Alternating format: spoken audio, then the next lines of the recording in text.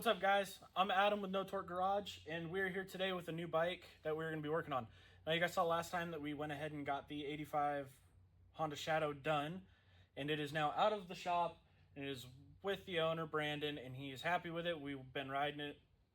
We haven't been riding it, but he's been out riding it a bunch, from what I've heard, and he's enjoying it. Now, that bike is obviously not done yet. We did leave it unfinished, but he wanted to take it home anyway so he can get some riding done during the nice season, but as you can hear, it's not so nice right now. But enough about the 85 Shadow. We'll get into that in another video. But for right now, we've got this old girl right here. So this is a 2000 wide glide, and we're going to be doing a little bit of work on her. She's not getting a whole lot done, but she's getting enough to make a video about and show y'all what we got cooking on her. She needs a carburetor, some parts in the carburetor, diaphragm and stuff like that. Had some pinholes in it, and he wants that replaced. We got a new seat gasket, O-ring, whatever you want to call it, for where that diaphragm goes. And it basically just needs a basic tune-up, oil change. While we're at it, we're going to go ahead and take a peek at it and do a compression check, do some basic stuff, check the oil, make sure there's no metal shavings or anything like that that's nasty inside the bike that could cause issues further down the road. But before we can get started with that, y'all got to check out what I built here. So I'm just going to take you with me. So around the shop, I've been trying to get it all set up, get it all ready, make it look good, make it look nice, make it a little bit more organized so I can find all my tools better and give myself a little bit of a larger work area. So as you can see, we went ahead and organized all this. We got that wire rack over here now. We got that all organized. That's all of our power tools are on it. We got the battery charger on it. And I found some other really cool stuff that I decided to keep in this garage. All our smaller hand tools are in there. Obviously the rack to get it on. And obviously we still have the shovel heads and my old girl here. But now the cream to the crop of what we've got cooking here is that I put in a workbench all the way down one side. So now it's got enough room for all my parts. Obviously that box, because most of that stuff's what's going on this old girl here. But I got some more storage going on. Got all my hammers and big ass pry bars all organized in a bucket. And we got all the nuts and bolts and shelving that we could need for it. And then we've got my little area right there. So that's going to be for all our smaller works and such. For carburetor rebuilds and stuff, obviously that one is going on the black shovel head. But got all my little tiny nuts, bolts, got even my little tiny hammer, and some extra lighting. Because this place kind of sucks with lighting. Like, it's got a little bit, but not enough for the kind of stuff that we're going to be doing. So, but yeah, obviously this is going to get painted. We're not done. It's definitely going to get painted and look nice and all that fun stuff. But for right now, we're going to go ahead and get some unboxing done on the parts that we're going to be putting into there. So I'm going to go ahead and cut to that. And Cassie's here, by the way. She's right here with us. I'm going to go ahead and get her up, take a quick peek at her, and then we're going to get ready to unbox some stuff, and then I'll be right back with you. Alright guys, so we're going to go get this unboxing going on. Now we did get stickers. Got a whole lot of stickers that we can use for something. And now I do really like stickers, so they're probably going to get stuck across this back wall, because obviously he did not want them and he did not care. And we got all the other, that stuff. That doesn't even make a loud pop anymore. What kind of fun is that? There it goes. Come here, Cass. That's some toys. Here you go. No, you don't want that? That's scaring the shit out of you? Okay, we'll just put that over there then. Alright, so he also did give me another book, because I do like all these books and small little mementos and stuff, the older stuff that you can look back at when you're working on other kinds of projects. And this one's an actually small engine repair for up to 20 horsepower motors. So lawnmowers, generators, weed eaters, motor like blowers. So we're gonna go ahead and set that up there later. But for right now, let's get to this. So we did get some new spark plugs, it looks like. A rebuild kit for an 88 to 06 CV carburetor. So the thing that was going wrong with it, I'll show it to you when I start pulling this thing apart. Did get some new spark plugs, and it looks like he went with some NGKs. Iridium NGKs. Okay. New oil filter. Good old oil filters. And then went with some K&N full synthetic 20W50 for his oil change. Not too bad, not too bad. Then just an empty box. And now I can do that because my workbench is big enough that I can do stuff like that with. So now I'm going to go ahead and get the bike up in the air and give her a little look over. I do got to start it, get it warm, because he was having an issue with the idle as well. I think he was saying it was running too low when it was cold, but it was running too high when it was warm. So we're going to have to diagnose that and figure out how to fix that. And I guess his choke is getting stuck in. And when you let it out, it just falls back in. So it's doing what normal chokes do after a little bit of extra wear and tear on them. After you've had them for a while, that little O-ring that keeps them out, I think goes away, and it's just not something you can really fix. You got to get a new one, but they're hard to find. So you just kind of got to live with just holding it out for a minute or two while you're waiting for it to warm up. And then it'll be fine.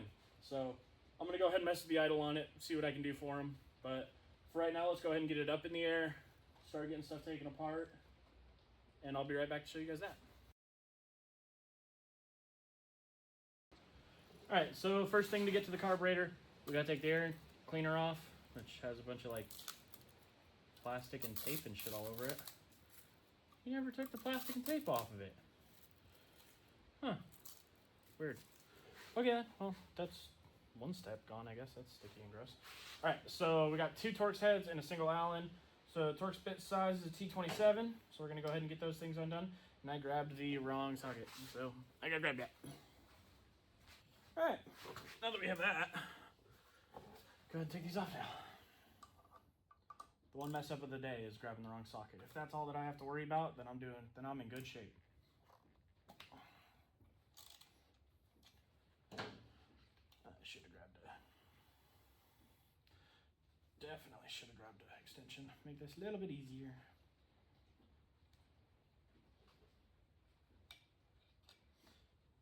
One. Forgot how tiny these are. Now when it came in, it didn't have the cover on it, so it's not going to leave here with a cover on it either. We're just going to take it all apart and let it ride. Let it hang loose.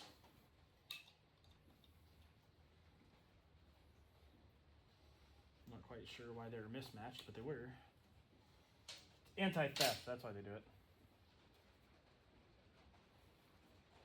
Oh my gosh, it's on there. There we go.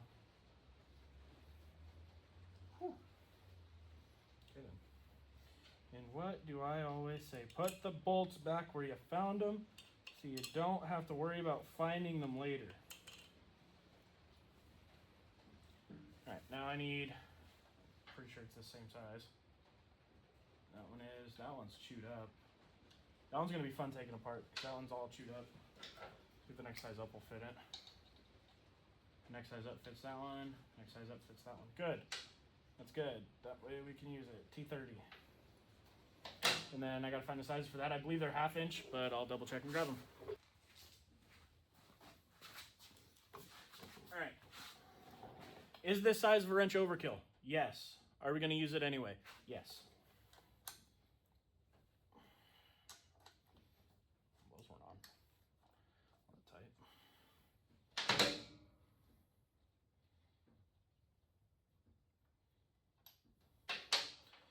Bottom right. Top right.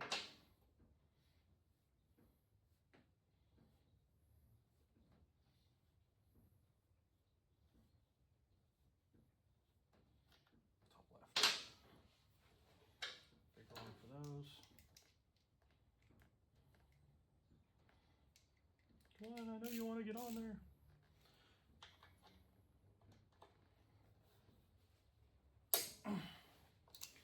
Those definitely were on there.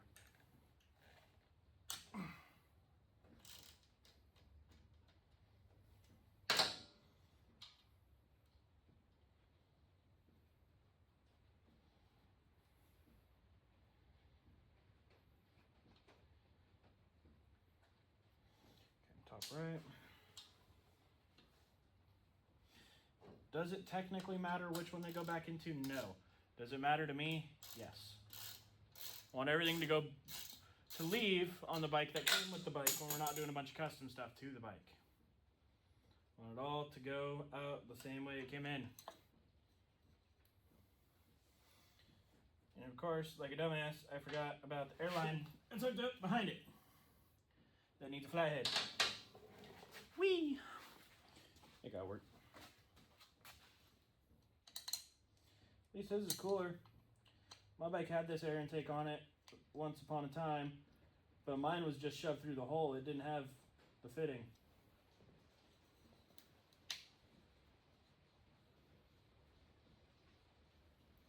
Mine was not on a fitting. My line was just shoved right onto the hole. This guy's got the cool stuff.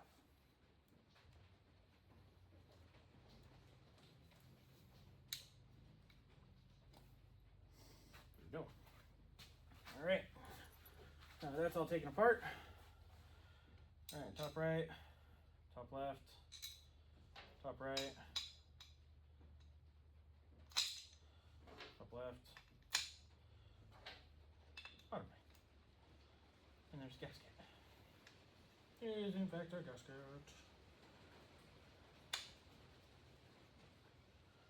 Huh.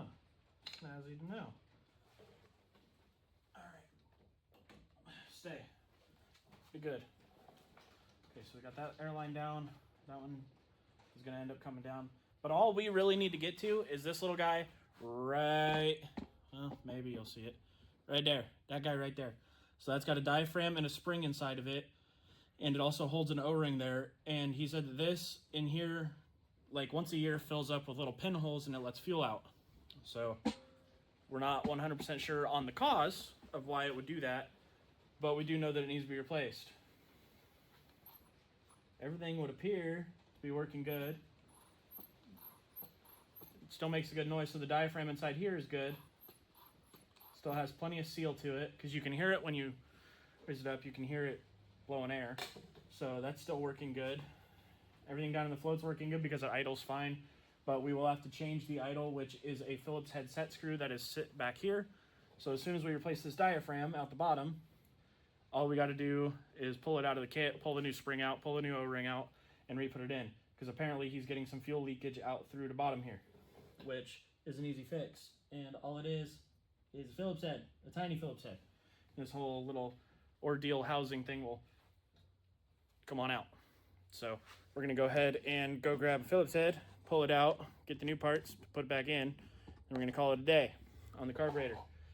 Trying to save him a little bit of money, and if he only needs one part replaced, there's no reason to redo all of this because he redid it all last year, but this just keeps having issues. So we're going to go ahead and pull it out and see what's going on with it. So I'm going to go grab a new Phillips head screwdriver. Okay, back over here. Went ahead and grabbed the carburetor rebuild kit. Now normally you would have to take the carburetor off for this, but on account of me having tiny tools, I did not need to. But it would probably be a good idea if I grabbed some paper towels.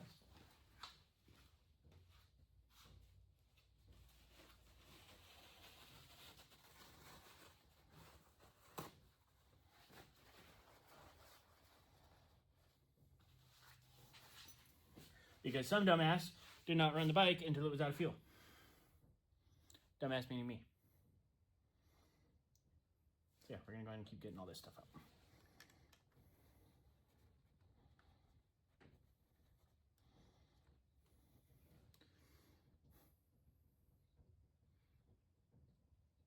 Yeah, it'll be fine.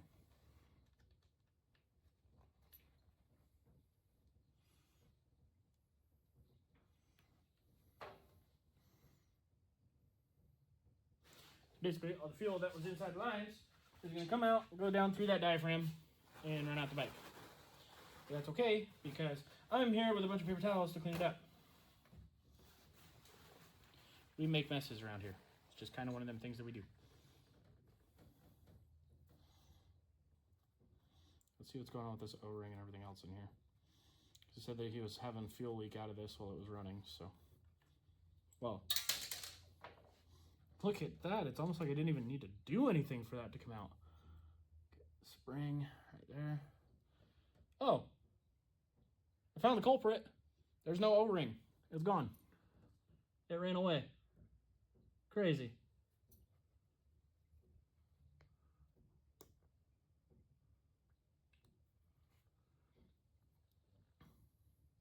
Sure shit, there are a bunch of pinholes in here.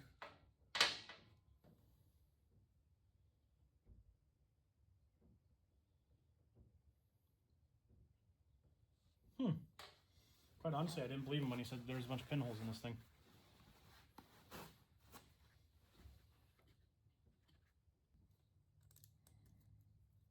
Get them all started.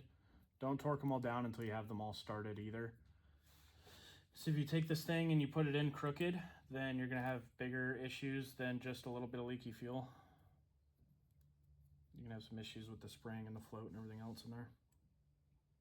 But now that it's all started, I can go ahead and release it so I can get this one on the screwdriver. This one can be a little bit of a pain in the ass to find.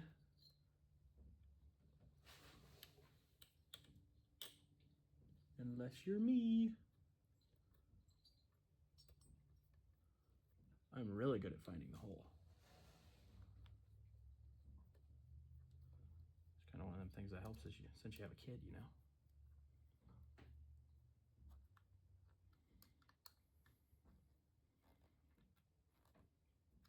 So yes, normally you pull a piece of the carburetor off, you want to fully rebuild it. It's just a good idea to do it, to get a full rebuild going. However, he just had this thing rebuilt and he was having fuel leaking out of it. Reason was because whoever did the rebuild, or when they did it, they forgot to put the little O-ring in that goes on the side over here. There's a little tiny O-ring that goes up there. It wasn't in there. It was gone. There was none. So whoever did it decided that we're just going to do the rebuild and forget about an O-ring, or maybe the rebuild kit didn't come with the O-ring, because every now and again that kind of stuff does happen. Don't get me wrong, it's the pieces that come together, they're not perfect. I mean, they come in, you expect it all to work right, and then you start running it and it starts leaking fuel. That's not fun for anybody. So, since that didn't have the O-ring in it, we did put the O-ring in. It's all good to go. One of them little guys goes right in there, the tiny, tiny one. Goes right up there on the side around that ring, and it kind of helps hold the fuel in, because that's where all your fuel comes out of. That goes down in there. Didn't have the O-ring on it, so it was letting it escape when the bike got hot, which that kind of thing does happen. But yeah, we're going to go ahead and get all this zip back together, and you guys saw me take it apart, so I'm assuming you know how to put it back together. So I'll be right back as soon as that's back together.